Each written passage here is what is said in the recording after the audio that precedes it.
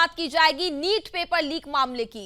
NEET paper leak में Patna EOU की जांच तेज हो गई है। आपको बता दें कि बिहार पुलिस के ईओयू से केस हैंडओवर लेगी अब सीबीआई। ये बड़ी जानकारी सामने आ रही है, जहां शिक्षा मंत्रालय की सिफारिश पर यह जांच पड़ताल की जाएगी। शिक्षा मंत्रालय ने गठित की है हाई लेवल कमेटी। परीक्षा में गड़बड़ी दूर करने की तैयार की जाएगी रिपोर्ट। ये बड़ी जानकारी हम आपको दे रहे हैं। लगातार हर एक अपडेट, एक नया अपडेट नीट मामले से जुड़ा सामने आ रहा है और अब जांच पड़ताल काफी ज्यादा तेज हो गई है। बिहार से भी कनेक्शन निकलकर सामने आया था और इसके साथ ही अब झारखंड से भी इसके तार जुड़ते हुए नजर आ रहे हैं। अलग अलग राज्यों से कई लोगों की गिरफ्तारी भी हो चुकी है। आपको बता दें कि अब नीट पेपर लीक में पटना ईओयू की जांच तेज हो चुकी है। बिहार पुलिस के ईओयू से केस हैंडओवर लेगी अब सीबीआई। तो यानी कि जैसा कि लगातार मांग की जा रही थी, छात्रों द्वारा भी ये मांग हो रही थी कि इस पूरे मामले की जांच सीबीआई को सौंपी जानी चाहिए, तो वो कहीं ना कहीं अब पूरे मामले की जो जांच है वो सीबीआई करेगा। शिक्षा मंत्रालय की सिफारिश पर जांच अब की जाएगी। आपको बता दें कि शिक्षा मंत्रालय ने हाई लेवल कमेटी गठित कर ली है, जो बारीकी से यहां पर जांच पड़ताल करेगा।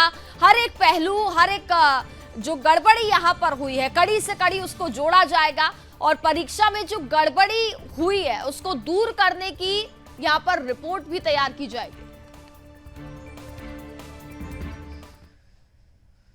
तो वहीं झारखंड से पहुंचा पेपर बिहार माफिया तक। आपको बता दें कि जले प्रश्न पत्र का बुकलेट नंबर हजारीबाग का निकला। हजारीबाग के ओएसीएस स्कूल से ये पर्चा लीक हुआ था। एक प्रोफेसर पर शक जताया जा रहा है।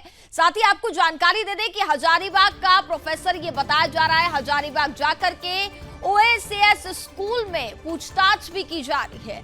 तो बिहार में तो कनेक्शन सामने आया ही था, जैसा कि लगातार हम हर एक अपडेट आपको दे रहे हैं, लेकिन अब उसके साथ साथ अगर हम बात करें तो झारखंड से भी इसके तार जुड़े हुए हैं। तो काफी जिस तरीके से यहाँ पर ये जो स्कैम हुआ है, इसके पीछे कई लोगों का हाथ है और अलग अलग राज्यों से गिरफ्तारियां हो रही हैं। इससे पहले भी तमाम राज्यों से गिरफ्तारियां हो चुकी हैं और बिहार में भी एक बड़ा कनेक्शन सामने आया था, मंत्री जी का नाम सामने आया था। हालांकि वो अभी तक स्पष्ट नहीं हो पाया है। वहां पर इसको लेकर के राजनीति भी काफी ज्यादा गर्म चल रही है। आरोप प्रत्यारोप लगातार जारी है और इसी बीच अब झारखंड से बताया जा रहा है कि पेपर बिहार माफिया तक पहुंचा था। तो यानी कि झारखंड में भी इसको लेकर के कहीं ना कहीं पूरा जो झोल है वो देखने को मिल रहा है। जले प्रश्न पत्र का बुकलेट नंबर हजारीबाग का बताया जा रहा है।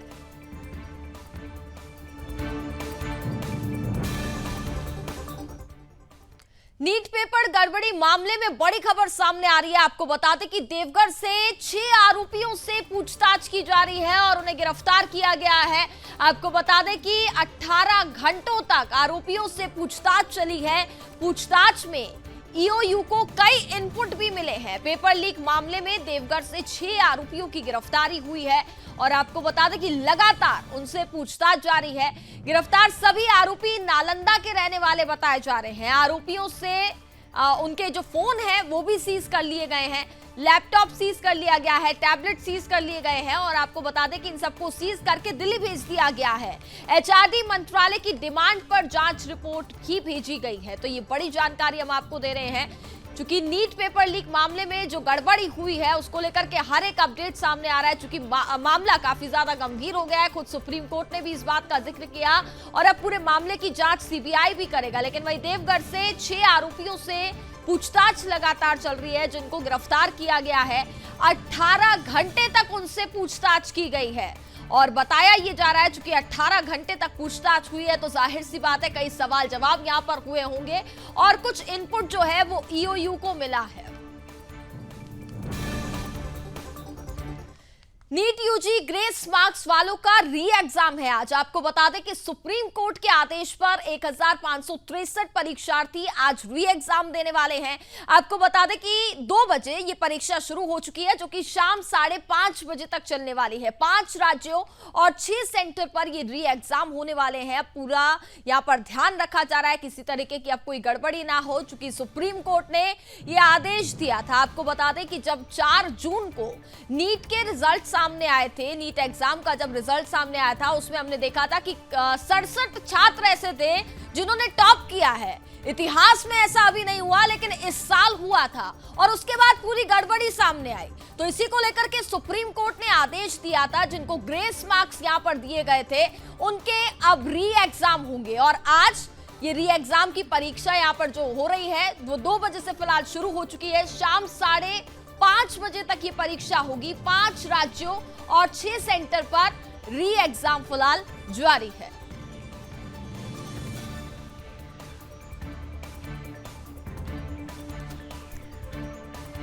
तो जिस तरीके से गड़बड़ी इस पूरे एग्जामिनेशन में हुई है, हालांकि कहीं ना कहीं जब डॉक्टरी का आपको एग्जाम देना होता है, काफी मेहनत यहां पर होती है, साल दर साल छात्र पढ़ाई करते हैं, लेकिन ऐसी जब गड़बड़ी सामने आती है, पेपर लीक यहां पर होता है, छात्रों के साथ तो खिलवाड़ होता ही है, लेकिन वहीं देश के साथ भी एक बड़ा खिलवाड़ है।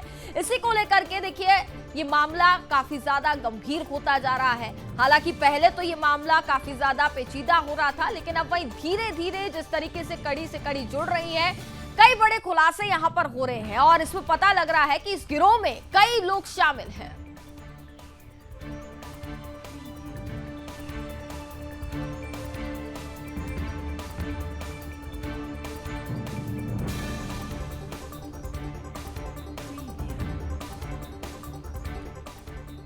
तो वही एनटीए के कौन कौन से पेपर फंसे हैं, ग्राफिक्स के माध्यम से भी हम आपको समझाने की कोशिश करते हैं। यूजीसी एनईटी रद्द कर दी गई और साथ ही सीएसआईआर एनईटी को भी रद्द कर दिया गया। नीट रद्द करने की मांग लगातार की जा रही है। यूजीसी एनईटी भी रद्द हुई है। ग्राफिक्स के माध्यम से आपको बता रहे हैं कि ऐसे कौन कौन से एग्जामिनेशन हैं जिन पर इसका असर हमें देखने को मिल रहा है। यूजीसी एनईटी की परीक्षा जो कि 18 जून को हुई थी, ऑफलाइन हुई थी, वो भी रद्द हो गई। सीएसआईआर नेट की परीक्षा भी रद्द हो गई है। नीट रद्द करने की मांग भी लगातार जारी है। देखिए जिस तरीके से गड़बड़ी लगातार सामने आ रही है, अगर हम बात करें तो किस राज्य में कब लागू हुए नकल विरोधी कानून, इसके बारे में भी हम जिक्र कर लेते हैं, क्योंकि हाल फिलहाल में जिस तरीके से गड़बड़ी आई है उसके बाद अब काफी ज्यादा यहां पर सरकार भी सख्त नजर आ रही है। सुप्रीम कोर्ट के भी आदेश आए हैं। लेकिन वही छत्तीसगढ़ में अगर हम बात करें तो 2008 में, महाराष्ट्र की बात करें, आंध्र प्रदेश में साल 1997 में, उड़ीसा में साल 1998 में,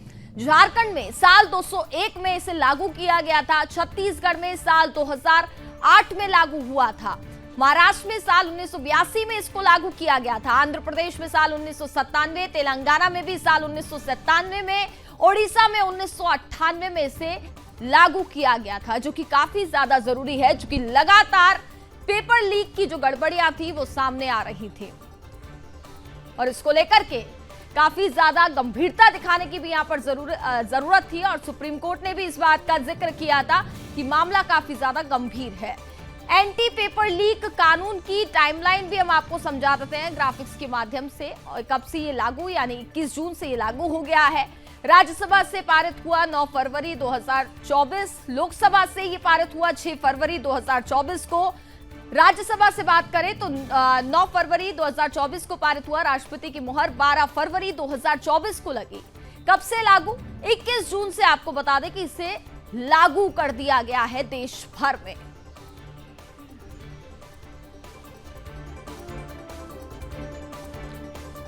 अब आपको बता देते हैं कि एंटी पेपर लीक कानून में आखिरकार क्या कुछ है, क्या सजा इसको लेकर के दी जाएगी जो अगर ऐसी गड़बड़ी अब आगे पाई जाती है।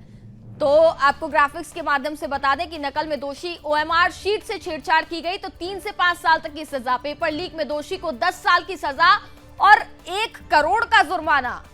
तो वही आपको बता दें कि सॉल्वर में 3 से 5 साल की जेल बताई जा रही है जो सॉल्वर इसमें होगा, और साथ ही नकल में दोषी ओएमआर शीट से छेड़छाड़ की गई तो 3 से 5 साल तक की जेल होगी।